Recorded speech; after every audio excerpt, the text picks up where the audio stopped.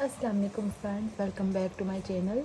आज मैं आपके लिए लाई हूँ क्लास 9th चैप्टर नंबर 7 का लेक्चर नंबर 2। आज हम देखेंगे एक्सोथर्मिक एंड एंडोथर्मिक रिएक्शन के बारे में। एक्सोथर्मिक और एंडोथर्मिक रिएक्शन की का शॉर्ट सा इंट्रो जो है वो हमने पिछले लेक्चर में भी देखा था।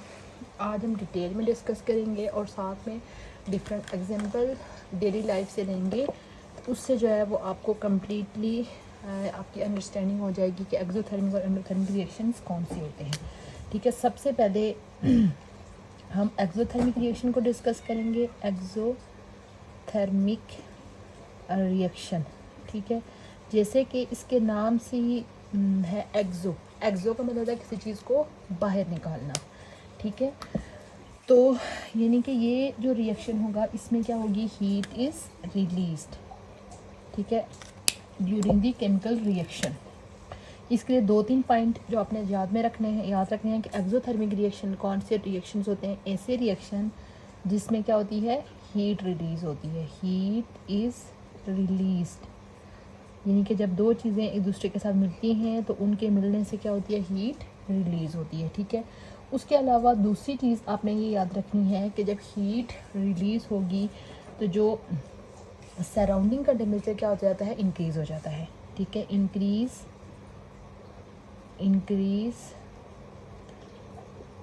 The temperature of surrounding, temperature of surrounding. कैसे, जैसे आप देखें कि हमारे पास ये एक बीकर है जिसमें हम रिएक्शन कर रहे हैं, तो ये हमारे पास है सिस्टम। इसके अराउंड ये पूरा एरिया क्या कहलाएगा, इसकी सराउंडिंग कहलाएगा। ठीक है, तो यहाँ से हीट यानी कि सिस्टम से हीट किधर आ रही है, सराउंडिंग में आ रही है। तो सराउंडिंग की हीट क्या हो रही है, इंक्रीज़ हो रही है, सराउंडिंग।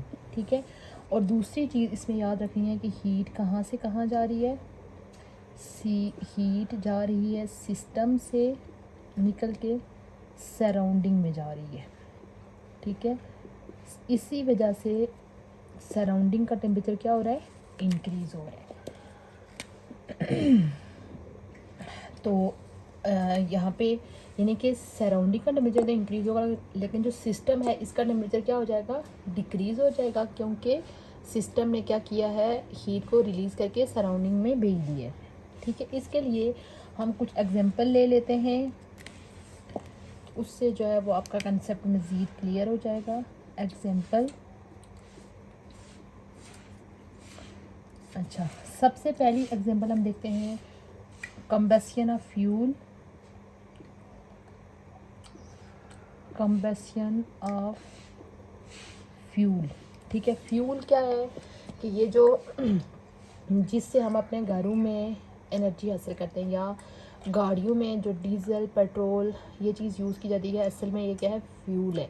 क्यों फ्यूल के तौर पे कैसे काम कर रहे हैं, अगर हम अपनी गाड़ी में डीज़ल और पेट्रोल नहीं डालेंगे तो गाड़ी जो है वो डीज़ल और पेट्रोल के बगैर नहीं चलेगी। यानी कि गाड़ी को चलाने के लिए उसके अंदर हमें डीज़ल और पेट्रोल डालना पड़ता है। तो उसकी कंबस्शन का मतलब होता है कि उसका जलना। ठीक है, यानी कि जब गाड़ी को हम स्टार्ट करते हैं तो असल में गाड़ी के अंदर जो फ्यूल डाला हुआ होता है, डीज़ल पेट्रोल या नेचुरल गैस, तो उसकी होती है बर्निंग का मतलब ये है कि उसका रिएक्शन होता है ऑक्सीजन के साथ, और ऑक्सीजन के साथ जब रिएक्शन होता है तो वो गाड़ी को एक हीट प्रोवाइड करती है जिस वजह से गाड़ी चलती है। उसकी बर्निंग के साथ साथ यानी एक तो गाड़ी को हीट मिलेगी और दूसरा वहाँ से कार्बन डाइऑक्साइड और कार्बन मोनोऑक्साइड गैसेस भी हार्ज होती हैं, जो कि गाड़ियों से आपको पता है धुआं निकल रहा होता है, तो उसके अंदर वो गैसेस मौजूद होती हैं। ठीक है, तो यानी कि ये हमारे पास किसकी एग्जांपल है, एक्सोथर्मिक रिएक्शन, यानी कि दो चीज़ों का रिएक्शन हो रहा है तो उसके रिएक्शन के नतीजे में हीट प्रोड्यूस हो रही है। ठीक है, तो अब आप देखें कि जो फ्यूल होता है, फ्यूल में हमारे पास क्या चीज़ आ सकती है। ठीक है, फ्यूल में हमारे पास पेट्रोल आ सकता है, उसके बाद डीज़ल आ सकता है, नेचुरल गैस आ सकता है। पेट्रोल डीज़ल नेचुरल गैस यानी कि जितना भी जो फ्यूल है इसकी क्या होगी, बर्निंग होगी। ठीक है, इन सब चीज़ों की क्या होगी, बर्निंग होगी। अब ये जितनी भी चीज़ें हैं, पेट्रोल, डीजल, नेचुरल गैस, ये सारे क्या होते हैं, हाइड्रोकार्बन्स होते हैं। हाइड्रोकार्बन्स मीन कार्बन और हाइड्रोजन के कंपाउंड। इंशाल्लाह आपने इनकमिंग लेक्चर के अंदर अगर कोई चैप्टर हाइड्रोकार्बन के रेलिवेंट है तो हम उसको स्टडी करेंगे। यानी कि जितने भी फ्यूल है ये सारे क्या हैं, हाइड्रोकार्बन्स हैं। और इन फ्यूल को फॉसिल फ्यूल भी कहा जाता है, ठीक है। यानी कि ये जो फ्यूल है इनको कौन सा फ्यूल बोला जाता है, फॉसिल फ्यूल, ठीक है। फॉसिल्स होती हैं कि जो आज से हज़ारों साल पहले एनिमल्स, प्लांट्स जो कि किसी वजह से, कुदरती आफात की वजह से या किसी भी वजह से ज़मीन की तहों में दफन हो गए थे, उनकी बाकियात से बनने वाला फ्यूल हैं ये सारे, पेट्रोल, डीजल, नेचुरल गैस। इस वजह से इनको ओवरऑल फॉसिल फ्यूल्स बोला जाता है, ठीक है।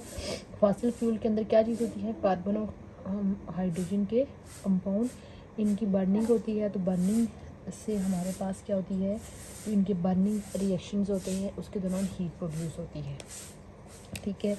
बेसिकली इस दौरान होता क्या है, ये हमारे पास हाइड्रोकार्बन है यानी कि नेचुरल गैस है, तो उसका रिएक्शन किसके साथ होगा, ऑक्सीजन।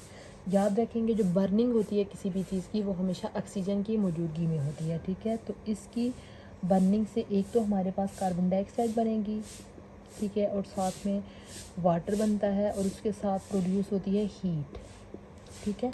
अब ये जो हीट है असल में यही जो हीट किसको मिलेगी, गाड़ियों को मिलेगी, ठीक है। गाड़ियों को मिलती है तो गाड़ियाँ इसी हीट को यूज़ करते हुए चलती हैं, ठीक है। और जबकि ये जो कार्बन डाइऑक्साइड या अगर वहाँ पे ये जो ऑक्सीजन का कंटेंट कम है तो कार्बन डाइऑक्साइड के अलावा कार्बन मोनोऑक्साइड गैस भी बन सकती है। तो ये फ़िज़ा में स्मोक की फॉर्म में किस में शामिल हो जाते हैं, फ़िज़ा में शामिल हो जाते हैं। यहाँ पे आप देखें रिएक्शन हो रहा है, हीट रिलीज़ हो रही है। तो ये बेसिकली कौन से रिएक्शन की एग्जांपल है, एक्सोथर्मिक रिएक्शन की एग्जांपल है।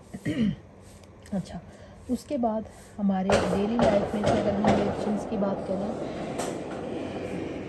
रिएक्शन है रेस्पिरेशन।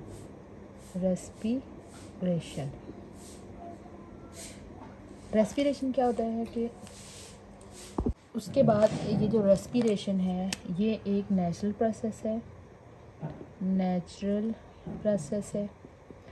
यानी कि जो भी हम खाना खाते हैं, ठीक है, चाहे वो किसी भी फॉर्म में हो, ठीक है, तो उस फूड स्टेप के साथ यानी कि जब वो हम खाना खा के हम अपनी बॉडी में लेके चले जाते हैं तो उसका रिएक्शन आगे किसके साथ होता है, ऑक्सीजन के साथ। और वो ऑक्सीजन हमारी बॉडी में कैसे इंटर होती है, सांस लेने के ज़रिए। जब आपको पता है कि हम मुंह के ज़रिए और नाक के ज़रिए सांस लेते हैं तो उस दौरान हम ऑक्सीजन गैस को फेफड़ों के ज़रिए अपने जिस्म के अंदर लेके जाते हैं और जो कार्बन डाइऑक्साइड गैस होती है उसको निकाल देते हैं, ठीक है।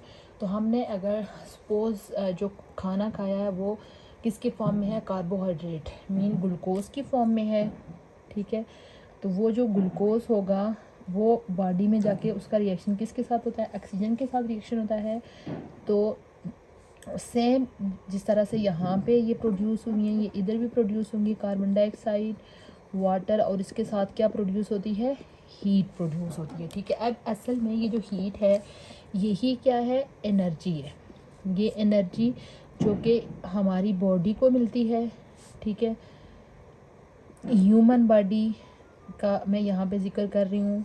ह्यूमन बॉडी के अलावा वो तमाम एनिमल्स जो कि सांस लेने के लिए ऑक्सीजन यूज़ करते हैं उन तमाम की बॉडी में ये हीट एज अ एनर्जी में कन्वर्ट हो जाती है और वही एनर्जी फिर ह्यूमन बॉडी या वो तमाम एनिमल्स उसको एनर्जी के तौर पे यूज़ करते हैं। अब आप देखें कि जब हम खाना खाते हैं यानी 3 टाइम का खाना खाते हैं तो हम फ्रेश रहते हैं, यानी हमारी बॉडी को एनर्जी होती है, हम आसानी से हर काम करते हैं। लेकिन आपको पता है जो ही हम 1-2 टाइम का खाना छोड़ देते हैं तो हमें एकदम से डाउन फील होता है, चक्कर आना शुरू हो जाता है। असल में क्या होता है कि हमारे जिस्म में एनर्जी की कमी होती है। जिस तरह से आप समझ लें कि गाड़ी को चलने के लिए उसको फ्यूल की ज़रूरत होती है, असल में ये जो गाड़ी है यानी जितनी भी गाड़ियाँ होती हैं फ्यूल आप समझ लें कि उनके लिए खुराक है, ठीक है। इसी तरह इंसानी जिस्म और बाकी तमाम एनिमल के जिस्म के लिए यानी कि यही जो हम खाना खा रहे हैं उनके लिए खुराक के तौर पर काम कर रहा है और यही चीज़ क्या दे रही है, हीट दे रही है। तो ये अब देखें कि हमारी डेली लाइफ में होने वाला एक एक्सोथर्मिक रिएक्शन है जिसमें हीट जो है वो दी जाती है। तो यहाँ पे हीट मिल रही है लिविंग थिंग्स को, और वहाँ पे हीट किसको मिल रही है, गाड़ी को मिल रही है, ताकि वो प्रॉपर क्या कर सके, काम कर सके। उसके बाद तीसरा इम्पोर्टेंट रिएक्शन जो है वो एक्सोथर्मिक के रेलिवेंट वो है न्यूट्रलाइजेशन। न्यूट्रलाइजेशन जैसे कि इसके नाम से ही आपको नज़र आ रहा है कि कोई चीज़ न्यूट्रलाइज हो रही है। न्यूट्रलाइज का मतलब बताया है कि एक दूसरे के इफेक्ट को क्या किया जा रहा है, ख़त्म किया जा रहा है। ठीक है, हमारे इर्द गिर्द डिफरेंट तरह के केमिकल्स होते हैं, उसमें कुछ एनिमल एसिड की फॉर्म में होते हैं, कुछ बेस की फॉर्म में और कुछ सॉल्ट की फॉर्म में। ठीक है, एसिड, बेस और सॉल्ट ये भी आपका एक चैप्टर है, इंशाल्लाह अपने इनकमिंग लेक्चर्स में हम वो चैप्टर देखेंगे। अभी जस्ट आप इन केमिकल का नाम याद रख लें कि एक केमिकल होता है एसिड। ठीक है, सपोज एसिड हमारे पास क्या है, HCl है, उसका रिएक्शन एक बेस NaOH के साथ हो रहा है, इन दोनों के मिलने से हमारे पास बन जाता है NaCl, ये एक साल्ट है, और साथ में क्या बनता है, वाटर। और इसके यानी कि जब भी कोई भी एसिड और बेस जो है वो एक दूसरे के साथ रिएक्शन करते हैं तो एक दूसरे के इफ़ेक्ट को न्यूट्रलाइज करते हैं, तो उस दौरान हीट लाजमी प्रोड्यूस हो जाती है। ये हमारे पास एसिड है, ये हमारे पास बेस है, और ये हमारे पास क्या है, इन दोनों के मिलने से साल्ट बना है। ये असल में कौन सा साल्ट है जो हम अपने घरों में यूज़ करते हैं, जिसको टेबल साल्ट बोला जाता है, और ये वाटर का फार्मूला है। ये भी आप देखें, ये तीनों रिएक्शन जो मैंने डिस्कस किए हैं, ये तीनों रिएक्शन किसके एग्जाम्पल है, एक्सोथर्मिक रिएक्शन, यानी दो चीज़ों के एक दूसरे के साथ रिएक्शन करने से हीट क्या हो रही है, प्रोड्यूस हो रही है। ठीक है, तो अब ये जो हीट जो प्रोड्यूस होती है इसको रिप्रेजेंट किया जाता है, याद रखें, H से रिप्रेजेंट किया जाता है। यानी कि ये जो हीट प्रोड्यूस होती है इसको किससे रिप्रेजेंट किया जाता है, H से। ठीक है, तो अब ये जो H है, अब आप देखें कि इस केस में ये हीट यहाँ पे कुछ और थी, इधर रिलीज़ हो रही है, इट्स मीन कि यहाँ पे कुछ हुई होगी और होगी। ठीक है, तो इस एक्सोथर्मिक रिएक्शन जो होते हैं इसमें क्या होता है कि जो रिएक्टेंट होती है इसकी हीट लेस, यानी इसकी हीट ज़्यादा होती है, और उसके बाद जो प्रोडक्ट्स बनते हैं उनकी हीट क्या हो जाती है, कम हो जाती है। ठीक है, यानी कि ये रिएक्टेंट्स हैं CH4O2। ठीक है, ये रिएक्टेंट्स हैं, ये रिएक्टेंट्स हैं, इनकी रिएक्शन से पहले हीट क्या थी, ज़्यादा थी, लेकिन जो ही उन्होंने हीट दिया तो जो हमारे पास प्रोडक्ट्स बने हैं ये और ये, इनकी हीट क्या हो गई है, कम हो गई है। ठीक है, तो अब आप देखें कि यहाँ पे हीट तब्दील हो रही है, यहाँ पे पहले की हीट और थी, यहाँ पे हीट और हुई है, तो ओवरऑल हीट को H से रिप्रेजेंट किया जाता है, तो यहाँ पे हीट के अंदर तब्दीली आ रही है, इसी वजह से इसके लिए टर्म यूज़ की जाती है डेल H। डेल H का मतलब है चेंज इन हीट, हीट में क्या हो रही है, तब्दीली आ रही है। और दूसरा हम इस रिएक्शन के लिए आप याद रखें कि यहाँ पे ये जो H होती है प्रोडक्ट की वो लेस होती है H ऑफ रिएक्टेंट, यानी हीट ऑफ प्रोडक्ट की हीट जो होगी वो हीट ऑफ रिएक्टेंट से क्या होगी, लेस होगी, क्योंकि प्रोडक्ट के केस में हीट क्या हो रही है, रिलीज़ हो गई है। अब हम दूसरी जो रिएक्शन की टाइप है वो डिस्कस करेंगे, एंडोथर्मिक रिएक्शन। एंडोथर्मिक, इसके लिए जो होगा वो इससे अपोजिट चीज़ें होंगी, जो चीज़ें हमने यहाँ पे पढ़ी हैं उससे अपोजिट होगी। ठीक है, पहला स्टेप के heat is released, heat is absorb. उस केस में हीट रिलीज़ हो रही है, तो इस केस में हीट क्या होगी, एब्जॉर्ब होगी। तो वहाँ पे क्या था कि सराउंडिंग का टेम्परेचर क्या हो रहा था, इंक्रीज़ कर रहा था, लेकिन यहाँ पे जो सराउंडिंग का टेम्परेचर क्या होगा, डिक्रीज़ होगा। Decrease the temperature of surrounding, temperature of surrounding. ठीक है, यानी कि जो सराउंडिंग है उस रिएक्शन के अराउंड उसका टेम्परेचर क्या हो जाएगा, डिक्रीज़ हो जाएगा, क्योंकि उस सराउंडिंग के अंदर से हीट क्या हो रही है, उसमें चली गई है। तो इस केस में जो हीट होती है वो कहाँ से आती है, सराउंडिंग से हीट ट्रांसफ़र होती है सिस्टम में। ठीक है, तो सिस्टम में इंटर हो रही है, और इसमें देखें कि बिल्कुल उसके सारा कुछ अपोजिट हो रहा है। यहाँ पे अगर हम देखें इस केस में तो हीट इंटर होके अंदर आ रही है। ठीक है, तो सराउंडिंग का टेम्परेचर डिक्रीज़ होगा और सिस्टम का टेम्परेचर क्या हो जाएगा, इंक्रीज़ हो जाएगा। क्यों इंक्रीज़ होगा, क्योंकि सराउंडिंग से हीट किधर आ रही है, सिस्टम के अंदर इंटर हो रही है। ठीक है, तो इसके लिए भी हम एग्जांपल देख लेते हैं।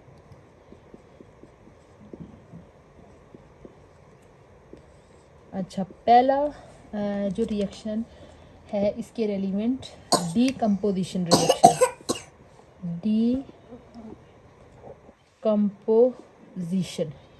डीकम्पोजिशन होता है किसी चीज़ का टूटना। ठीक है, यानी कि हमारे पास जब कोई बड़ा कंपाउंड टूट के छोटे कंपाउंड में जाएगा तो उस दौरान उस कंपाउंड को टूटने के लिए क्या होता है, हीट की ज़रूरत होती है, तभी वो टूटेगा, अदरवाइज़ वो नहीं टूटेगा। ठीक है, सपोज़ हम यहाँ पे कंपाउंड डिस्कस कर लेते हैं। हमारे पास सपोज़ हमारे पास लेड नाइट्रेट है। ठीक है, लेड नाइट्रेट को ब्रेक डाउन होने के लिए हमें एनर्जी की ज़रूरत है। ठीक है, यहाँ पे हमको इसके अंदर यानी हीट को ऐड करना पड़ेगा। तो जब हम इसमें हीट डालेंगे तो लेड नाइट्रेट जो है वो अपने कंपोनेंट्स, इसके अंदर से हमारे पास एक लेड ऑक्साइड बन जाएगा PbO। उसके अलावा साथ में नाइट्रोजन डाइऑक्साइड बनेगा और साथ में क्या होगी, ऑक्सीजन रिलीज़ होगी। ठीक है, यानी कि हमारे पास कोई भी कंपाउंड, यानी कि आप समझ लें कि एक बड़ा कंपाउंड है वो टूट के छोटे कंपोनेंट्स में जा रहा है। इसी तरह अगर हमारे पास कैल्शियम कार्बोनेट है, उसकी ब्रेकडाउन के लिए भी हमें किसकी ज़रूरत होगी, हीट की ज़रूरत होगी। तो इनके टूटने से हमारे पास बनेगा कैल्शियम ऑक्साइड और साथ में कार्बन डाइऑक्साइड। ठीक है, अब ये इन दोनों रिएक्शन में आप देख सकते हैं कि एक बड़ा कंपाउंड टूट के छोटे कंपोनेंट्स में चेंज हो रहा है और साथ में इस रिएक्शन में हीट क्या हो रही है, अब्जॉर्ब हो रही है। इसी वजह से इसको एंडोथर्मिक रिएक्शन बोला जाता है। उसके बाद दूसरी एग्जांपल है एंडोथर्मिक रिएक्शन की, डेजुलेशन। डेजुलेशन का मतलब ये होता है कि एक चीज़ का किसी दूसरी चीज़ के अंदर क्या होना, हल होना। जब एक कंपाउंड, यानी कि बहुत सारे साल्ट ऐसे होते हैं जब उनको पानी में हल किया जाता है तो वो पानी में हल होने पे क्या करते हैं, एनर्जी अब्जॉर्ब करते हैं। इस वजह से हमें ओवरऑल वो जो बीकर जिसके अंदर हम लोग यानी कि वो रिएक्शन कर रहे हैं वो हमें क्या महसूस होगा, ठंडा महसूस होगा। जैसे कि हमारे पास एक साल्ट है अमोनियम क्लोराइड। इसको जब पानी में हल किया जाता है तो ये क्या करेगा, पानी में हल होने से जितनी भी हीट पानी में मौजूद है या उसके सराउंडिंग में मौजूद है वहाँ से हीट को क्या कर लेगा, जज़ब कर लेगा। तो ये हमारे पास लिक्विड फॉर्म में है और रिएक्शन से पहले ही हमारे पास सॉलिड फॉर्म में है। और जब ये रिएक्शन में हल हो गया है तो इसका एक्वस सोल्यूशन बन गया है, AQ मीन एक्वस सोल्यूशन। इसको पानी में हमने क्या कर लिया, हल कर लिए। उसके बाद जैसे मैंने आपको बताया कि ओवरऑल जो हीट कंटेंट होता है किसी भी कंपाउंड में उसको H से रिप्रेजेंट किया जाता है। यहाँ पे हीट में तब्दीली हो रही है, इस वजह से उसको डेल H कहते हैं। डेल H का मतलब ये होता है कि हीट क्या हो रही है, तब्दील हो रही है, फिक्स नहीं है। ठीक है, तो यहाँ पे जो पहला केस है एक्सोथर्मिक, इसमें रिएक्टेंट का जो एनर्जी होती है वो ज़्यादा होती है प्रोडक्ट की निस्बत। तो अब ये जो एंडोथर्मिक रिएक्शन है इसमें रिएक्टेंट की एनर्जी कम होगी और प्रोडक्ट क्या होती है, ज़्यादा होती है। ठीक है, रिएक्टेंट की एनर्जी कम है और प्रोडक्ट की एनर्जी क्या है, ज़्यादा हुई है। क्यों, क्योंकि ये हमारे पास रिएक्टेंट है तो इन्होंने हीट को अब्जॉर्ब करके इस फॉर्म में गए, यानी कि ये रिएक्टेंट है, ये हीट को अब्जॉर्ब करके इस फॉर्म में गए। यानी कि हम कह सकते हैं कि H of R is greater than ये product greater than HR। Heat of product is greater than HR, यानी हीट ऑफ रिएक्टेंट। प्रोडक्ट की हीट रिएक्टेंट की हीट से क्या हो रही है, ज़्यादा हो रही है। अच्छा, उसके अलावा यहाँ पे एक और ये जो मैंने आपको साथ लिखा हुआ है डेल H, इसके साथ एक साइन भी लिखा जाता है। वो अपने इंशाल्लाह अपने नेक्स्ट लेक्चर में भी मैं उसको डिटेल में एक्सप्लेन करूँगी। जस्ट आपने अभी याद रखना है कि ये जो हीट यहाँ पे रिलीज़ होती है, यानी कि ये जो डेल H है इसके साथ माइनस का सिंबल लिखा जाता है। किसके केस में, एक्सोथर्मिक केस में। और जबकि ये जो एंडोथर्मिक है इसमें ये जो डेल एच है, ये यहाँ पे ये जो हीट लिखी है डेल एच, इसके साथ प्लस का सिंबल लिखा जाता है, इसके साथ प्लस का सिंबल मेंशन किया जाता है। आज के रिएक्शन का सम अप कर लेते हैं। आज हमने एक्सोथर्मिक और एंडोथर्मिक रिएक्शन के बारे में देखा।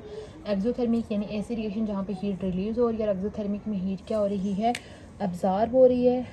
और उसके अलावा फिर हमने इनके जो है डिफरेंट रिएक्शन डिस्कस किए, डेली लाइफ एग्जांपल जैसे combustion of fuel, fossil fuel, उसके अलावा रेस्पिरेशन का प्रोसेस हमने देखा, उसके बाद न्यूट्रलाइजेशन का प्रोसेस देखा, और एक्सोथर्मिक के केस में हमने डीकम्पोजिशन का प्रोसेस देखा और डेजुलेशन का देखा। उसके अलावा ये जो एक्सोथर्मिक रिएक्शंस होते हैं, ये जो सिंपल डीकम्पोजिशन है, यहाँ पे इसका एक और नाम भी होता है थर्मल डीकम्पोजिशन, क्योंकि हीट की मदद से डीकम्पोजिशन हो रही है, इसी वजह से इसका एक नाम होता है thermal decomposition. Decomposition, thermal decomposition. ठीक है, उम्मीद करती हूँ आपको आज का लेक्चर अच्छा लगा होगा। अगर चैनल पे पहली दफ़ा आए हैं तो चैनल को प्लीज़ लाजमी सब्सक्राइब कर लीजिए, और साथ में अपने दोस्तों के साथ भी शेयर कीजिए। इंशाल्लाह बहुत जल्द न्यू लेक्चर के साथ हाजिर होंगी, तब तक के लिए अल्लाह हाफिज़।